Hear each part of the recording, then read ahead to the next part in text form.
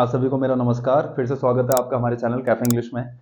तो अभी तक जो है हम फ्यूचर इंडेफिनिट पे बेस्ड केसेस मैं आप लोगों को बता चुका हूं, मतलब प्रेजेंट टेंस से शुरू होकर फ्यूचर इंडेफिनिट तक।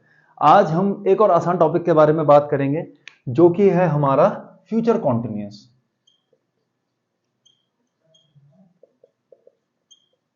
ठीक है, मैं आपको एक चीज बता देता हूं। देखो, जैसे हमारा पास्ट टेंस चल रहा था ना, उसी की तर्ज पे फ्यूचर कॉन्टिन्यूअस चलता है। जैसे पास्ट टेंस चला, ठीक है ना, मिलता जुलता है। मतलब जो चीजें मैं आपको पढ़ाऊंगा ऑलरेडी मैंने पास्ट कॉन्टिन्यूअस जैसे पढ़ाई है, वही चीजें आपको इसमें देखने को मिलेंगी। डिफरेंस क्या होने वाला है, ऑब्वियस सी बात है। अगर ठीक है ना, एक कॉमन सेंस क्या कहता है कि जब टेंस की बात कर रहे हैं, एक पास्ट है एक फ्यूचर की, तो चीजें तो वैसे ही डील करेंगे। डिफरेंस की चीज का रहेगा बस वर्ब्स का। तभी तो डिफाइन कर पाएंगे ना कि सेंटेंस फ्यूचर कॉन्टिन्यूअस का ना कि पास्ट कॉन्टिन्यूअस का, पर चीजें वैसी चलेंगी। ठीक है, देखो, सब्जेक्ट प्लस विल या शैल, ठीक है, बी। पर याद रखना, इसमें वर्ब की आईएनजी फॉर्म भी आ सकती है और विल भी शैल भी के साथ आप लोग एडजेक्टिव का भी प्रयोग कर सकते हो, यह चीज याद रखना। और वर्ब की थर्ड फॉर्म का भी। क्लियर है? ठीक है ना। I will be very much tired later in the evening, मैं बोल सकता हूं ऐसा, I will be tired very much tired. कैसे? मान लो मैंने अपना रूटीन सोचा आज का कि हाँ सुबह ये करूंगा, दिन में ऐसे करना है, फिर ऑफिस से फिर एक बैच, फिर खुद के वीडियोस रिकॉर्ड वगैरह करके शाम तक तो मेरी वाट लग चुकी होगी। क्लियर है? तो अपने को लेके मैंने फ्यूचर में एक प्रिडिक्शन कर दी कि आई will be very much tired today. ठीक है ना, इस तरीके से लेटर इन दी इवनिंग की मतलब इवनिंग के जो आगे का जो भाग होगा उसमें मैं काफी थक चुका हूंगा। तो लगा है ना, विल बी के साथ वर्ब की आईएनजी, वर्ब की थर्ड फॉर्म जो अवस्था बता रही है। तो विल बी के साथ आप वर्ब की आईएनजी फॉर्म भी लगा सकते हो, एडजेक्टिव भी लग सकता है, वर्ब की थर्ड फॉर्म भी, और आएगा ऑब्जेक्ट। क्लियर है? ये चीज आपको ध्यान में रखनी है। ठीक है, एक एग्जांपल देखो, चलो इसी बहुत नॉर्मल सा है, बिल्कुल बहुत नॉर्मल चीजें मैं बताऊंगा आपको। देखो, when the farmer will wake up the sun dash, bracket में है शाइन। मैंने क्या बोला था कि फ्यूचर टेंस जो है वो एक तर्ज पे चलता है कि इसके पास्ट के, तो प्रेजेंट, पास्ट इंडेफिनिट और फ्यूचर इंडेफिनिट के बारे में नहीं बात कर रहा हूं मैं। अब ये व्हेन वाला केस हमने कहां देखा था? पास्ट टेंस में, पास्ट कॉन्टिन्यूअस में। थोड़ी देर पहले मैंने पिछले वीडियो में मैंने आपको बताया भी था, जो पास्ट परफेक्ट कॉन्टिन्यूअस वाला जो हमारा वीडियो था उसमें मैंने, या पास्ट कॉन्टिन्यूअस वाले वीडियो में मैंने आपको बताया भी क्या था कि जब मैंने राम को देखा तो वो हॉकी खेल रहा था, जब मैंने दरवाजा खोला तो मेरे सर क्लास ले रहे थे। इस तरीके के एग्जाम्पल थे ना। अब देखो यहाँ पे, when the farmer will wake up the sun dash. ठीक है, सबसे पहली चीज क्या बताया था कि जो सबऑर्डिनेट क्लॉज होगा उसके साथ विल का प्रयोग नहीं करना है, वो रहेगा प्रेजेंट इंडेफिनिट में, when the farmer wakes up. ठीक है, when the farmer wakes up. ठीक है, द सन डैश, ये चीज याद रखनी। ठीक है, मेन क्लॉज वाली बात होगी, द सन डैश। अब सोचो, अगर मैं ये बोलूं when the farmer wakes up the sun will shine, तो पढ़ने में कंडीशन नहीं लग रही है। कंडीशनल वाला पार्ट याद करो जो फ्यूचर इंडेफिनिट में बताया था। क्या बताया था कि when you work hard you will pass, कि अगर तुम मेहनत करोगे तो तुम पास हो जाओगे। तो हम जब व्हेन के साथ, जब हम व्हेन से लगता हुआ जो क्लॉज है, व्हेन वाला क्लॉज जो है जिसको हम सिंपल प्रेजेंट में रखते हैं, तो उसको फॉलो करता हुआ क्लॉज या उसके साथ जो लगा हुआ क्लॉज होता है उसको हम किस में रखते हैं? फ्यूचर टेंस में, जब वो कंडीशन शो करता है। फ्यूचर टेंस के भी कौन से पोर्शन, मतलब कौन से पार्ट में? फ्यूचर इंडेफिनिट में, जब वो क्या शो करता है? कंडीशन। अगर मैं लिख दूं when the farmer wakes up the sun will shine, तो ये ऐसा सुनने में लगेगा कि जब फार्मर उठेगा तो क्या होगा? सूरज चमकेगा। ऐसा है पॉसिबल? नहीं। होना क्या चाहिए? जबकि when the farmer wakes up the sun will be shining. बस ये बताना चाह रहा था मैं, और पूरा का पूरा फ्यूचर कॉन्टिन्यूअस यही है। तो when the farmer wakes up the sun will be shining, ये चीज आपको ध्यान में रखनी है इसमें। देखो, सिंपल सा वाक्य बना दिया एक मैंने। क्लियर है? दूसरा एक वाक्य और देखो, इंडिया डैश प्रॉस्पेरस इन 2030। इंडिया डैश प्रॉस्पेरस इन 2030। अब तुम्हारे पास ऑप्शन है विल या विल बी। अब तुम्हारे पास ऑप्शन है दो। बस अब समझना यह है कि हमें ये देखना है विल के साथ हम लोग क्या करते हैं। अगर विल लगा रहे हो सिर्फ नॉर्मली, तो वर्ब की कौन सी फॉर्म आएगी, फर्स्ट फॉर्म, और वो फ्यूचर इंडेफिनिट को रिप्रेजेंट करेगा। विल बी क्या है कि विल बी के साथ अगर वर्ब की आईएनजी फॉर्म लगा रहे हो तो वो बताएगा फ्यूचर कॉन्टिन्यूअस। पर विल बी के साथ जरूरी नहीं है कि हमेशा वर्ब की आईएनजी फॉर्म भी आए। विल बी के साथ एक विशेषण का भी प्रयोग कर सकते हो आप, विल बी के साथ वर्ब की थर्ड फॉर्म का भी यूज कर सकते हो जो अवस्था बताएगी। क्लियर है? देखो तो यहां पे क्या है, प्रॉस्पेरस जो है इस पे हमारा जो है, जो दोनों में से कौन सी हेल्पिंग वर्ब लगेगी, ये किस पे रिलाय करता है, हमारे ये जो प्रॉस्पेरस है इसको आइडेंटिफाई करना है आपने। ये क्या है, तो प्रॉस्पेरस जो यहां पे है वो क्या है, एडजेक्टिव, विशेषण। क्लियर है? अब प्रॉस्पेरस कंट्री, एक खुशहाल देश, तो भारत खुशहाल होगा 2030 में, तो खुशहाल यहां पे क्या है, एडजेक्टिव है। तो एडजेक्टिव है तो आंसर क्या हो जाएगा, India will be prosperous in 2030।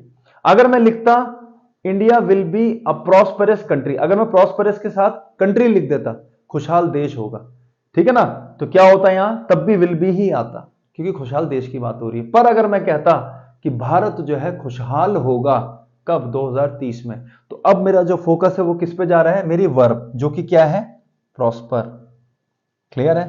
Prosper verb है, इसके लिए नाउन क्या है, प्रॉस्पेरिटी, और प्रॉस्परस इसके लिए क्या है, एडजेक्टिव। अगर मैं लिखूंगा इंडिया डैश प्रॉस्पर, तो 2030 में भारत क्या है, उन्नति करेगा या खुशहाल होगा। क्लियर है? तो अब ये प्रॉस्पर यहां पे वर्ब हो गया, तब आता इंडिया विल प्रॉस्पर इन 2030। तो विल बी के साथ देखो आप विशेषण का भी प्रयोग कर सकते हो। He will be an officer after 10 years, तो वो एक ऑफिसर होगा 10 साल बाद। क्लियर है? तो विल बी के साथ जरूरी नहीं है कि हमेशा वर्ब की आईएनजी फॉर्म का ही इस्तेमाल करें हम। क्लियर है? एक एग्जांपल और देखते हैं, when he will retire he dash the chief of the department. Farmer वाला एग्जांपल तो मैंने तुम्हें दे दिया, ऐसे बहुत सारे मल्टीपल एग्जांपल्स मैं तुम्हें दे सकता हूं कि when the teacher will reach या when the teacher will enter the class the students will be shouting, इस तरीके से कि when the teacher enters the class the students will be shouting. पता है कि जब टीचर क्लास में एंटर करेगा तो बच्चे जो होंगे वो बहुत शोर कर रहे होंगे। विल शाउट नहीं, विल शाउट का मतलब तो क्या होगा कि बच्चों को शाउट करना टीचर के आने पर निर्भर करता है। ये एग्जांपल मैं इसके बाद लिखवा दूंगा। चलो देखो, when he will retire he dash the chief of the department. अब देखो व्हेन ही विल रिटायर, मैंने बताया व्हेन के साथ विल नहीं, रिटायर को क्या करोगे, retires. When he retires he dash the chief of the department. अब क्या है, अवस्था की बात हो रही है, बात हो रही है पर भविष्य की। तो मैंने क्या बोला था कि अवस्था बताने के लिए जब प्रेजेंट इंडेफिनिट की बात करें तो बी को कन्वर्ट करते हैं इज एम आर में, पास्ट इंडेफिनिट में बी को कन्वर्ट करते हैं वॉज वर्ब में। उसी तरीके से भविष्य में, फ्यूचर टेंस में अवस्था बताने के लिए किसका यूज करते हैं, विल बी का। तो क्या आ जाएगा, विल बी। चलो आ सकते हैं ना तुम्हारे पास कि fill in the blanks with suitable form of the verb, और यहां बी लिखा हो, तो बी में हमारे पास क्या चॉइसेस हैं, इज एम आर की है, हैज बीन हैव बीन की है, वॉज वर की है, हैड बीन की है, विल हैव बीन की है, और विल बी की है। आइडेंटिफाई कैसे करोगे, टेंस के हिसाब से। देखो व्हेन ही रिटायर्स मतलब जब वो भविष्य की बात कर रहा है, व्हेन ही रिटायर्स मतलब भविष्य की बात कर रहा है। हम ये तो बोलेंगे नहीं वो रिटायर होता रहता है, सिंपल प्रेजेंट को तो बनेगा नहीं कि सिंपल प्रेजेंट में हम उन वाक्यों को इंक्लूड करते हैं जो कि रेगुलर एक्शन को बताते हैं, जैसे I teach, you study, he teaches, he studies, ये रेगुलर एक्शन है। रिटायर होना तो रेगुलर एक्शन नहीं है, रिटायर एक बार हो गए तो हो गए, भविष्य की बात कर रहे हैं। तो when he retires he dash the chief of the department. अगर ये होता है रिटायर्ड तो ही वॉज, तब वॉज हो जाता, पास्ट टेंस चला जाता। अभी रिटायर्स है मतलब भविष्य की बात हो रही है तो विल बी। सिंपल। क्लियर है? तो विल बी के साथ। ठीक है, दूसरा मैंने क्या बोला था आपको,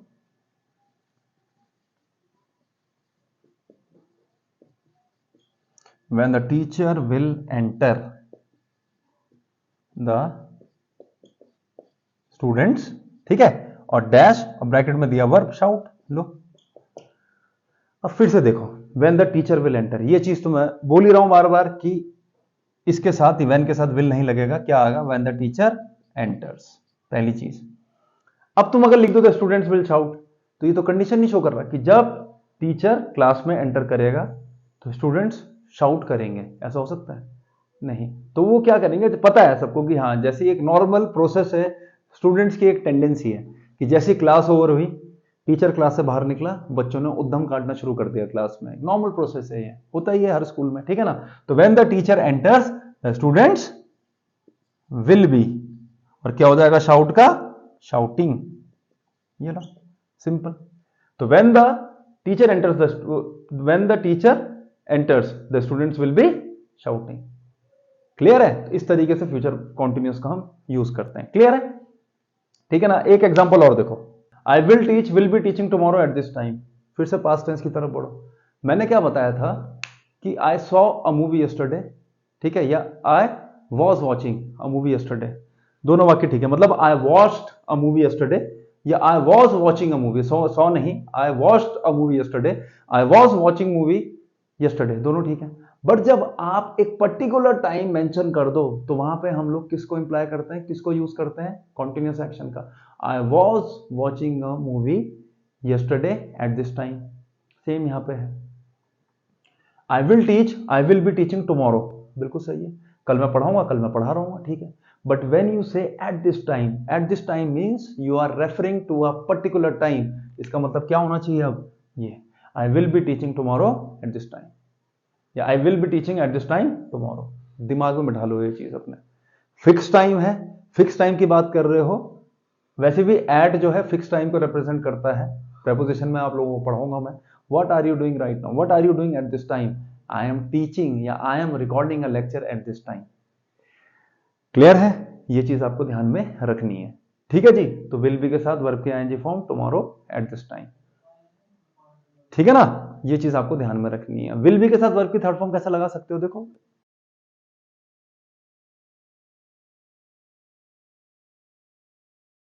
लो, I will be tired tomorrow at this time. कुछ भी गलत नहीं इस वाक्य में भाई। आप सोच रहे हो भले ही हो सकता है, देयर इज अ पॉसिबिलिटी ना हो ये, पर आपने अपना रूटीन सोचा, सुबह ये बैच लेना है, फिर ऑफिस भी जाना है, ये काम करना है, ऐसा करना है, यार कल तो मैं बहुत थक जाऊंगा। बोलते नहीं बोलते लोग ऐसा रूटीन सोच के अपना, भले ही ना हो पाए वो काम, पर मान लो कि मैं अभी इस समय कल का रूटीन सोच रहा हूं, अपना कहूं यार कल तो मैं बहुत थक जाऊंगा, और इस समय तक तो मेरी वाट लग चुकी होगी। आई will be tired tomorrow at this time. क्या दिक्कत है इसमें? लो, विल बी के साथ वर्ब की थर्ड फॉर्म है। The food will be prepare, the dinner will be prepare tomorrow at this time. आज लेट हो गया खाना बनाने में, क्यों? लेक्चर रिकॉर्ड कर रहे हैं। कल इस समय तक खाना, कल जो है खाना बन चुका होगा इस समय तक, मतलब कल इस समय तक। The food will be prepared tomorrow at this time. Will be के साथ वर्ब की थर्ड फॉर्म लगा दी हमने। क्लियर है?